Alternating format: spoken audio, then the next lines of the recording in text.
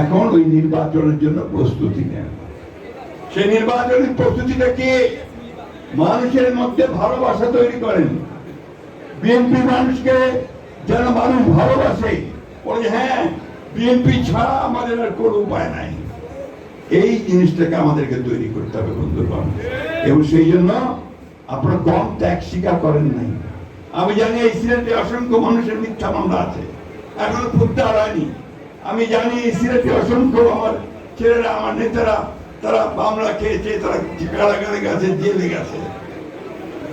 অনেকে সংসার নষ্ট হয়ে গেছে, ব্যবসা নষ্ট হয়ে গেছে। স্বপ্নটা আমাদের একটা আছে, সেই স্বপ্ন হচ্ছে যে আমরা একটা নতুন বাংলাদেশ করব, যেখানে এই সমস্ত অন্যায় থাকবে। তাই বন্ধুগণ, আমি আজকে আপনাদের কাছে আবেদন জানাতে চাই যে আসুন, আমাদের বিরুদ্ধে যেন খারাপ কথা কেউ বলতে না পারে, আমাদের দিকে আঙুলটাকে কেউ যেন না বলে যে আমরা খারাপ কাজ করছি, কারো জমি দখল করেছি, ব্যবসা দখল করেছি, চাঁদাবাজি করেছি, এই কথা যেন কেউ বলতে না পারে। ঠিক কিনা বলেন? সবাইকে আমাদেরকে ঐক্যবদ্ধ হতে হবে। আমাদেরকে আমাদের নেতা তারেক রহমান সাহেব, আমাদের নেত্রী দেশনেত্রী বেগম খালেদা জিয়া আমাদেরকে যে ইঙ্গিত দিয়েছেন, যে পথ দেখিয়েছেন, যে নির্দেশ দিয়েছেন, এগিয়ে চলো সামনের দিকে, জয় আমাদের সুনিশ্চিত, জয় আমাদের সুনিশ্চিত ইনশাআল্লাহ।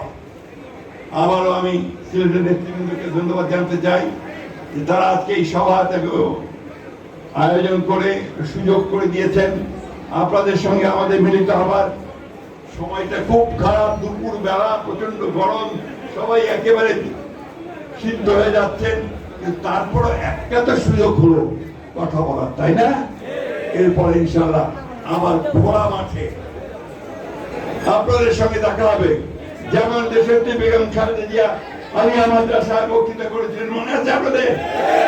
ঠিক সেইভাবে আবারও আমরা তারেক রহমান সাহেবকে নিয়ে সেইখানে আলিয়া মাদ্রাসায় বক্তৃতা করব। আমার সঙ্গে আপনারা একবার নতুন বাংলাদেশ তৈরি করবেন, তারেক সাহেবের নেতৃত্বে সামনের দিকে এগিয়ে যাবেন ইনশাআল্লাহ। আসুন, আজকে আমরা এই সালাম ভাই, আমাদের মানিক ভাই, আমাদের কাইয়ুম ভাই, আমাদের গৌস ভাই, আমাদের জীবন ভাই, চাঁদির ভাই, রুনা আপা, সকলকে আরো আছেন অনেকে এখানে, তাদের সকলকে নিয়ে একসঙ্গে আমরা সামনের দিকে এগিয়ে যাই। অনেক ধন্যবাদ, ভালো থাকবেন, সুস্থ থাকবেন। আসুন আবার আমরা নতুন বাংলাদেশ করি। দাঁড়ান, আমাদের আসল কাজটা এখনো হয়নি।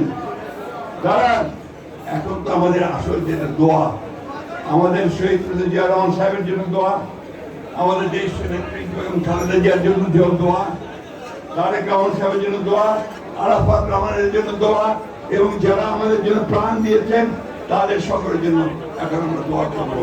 আসসালামু আলাইকুম, খোদা হাফেজ। বাংলাদেশ জিন্দাবাদ, বাংলাদেশ জাতীয়তাবাদী দল।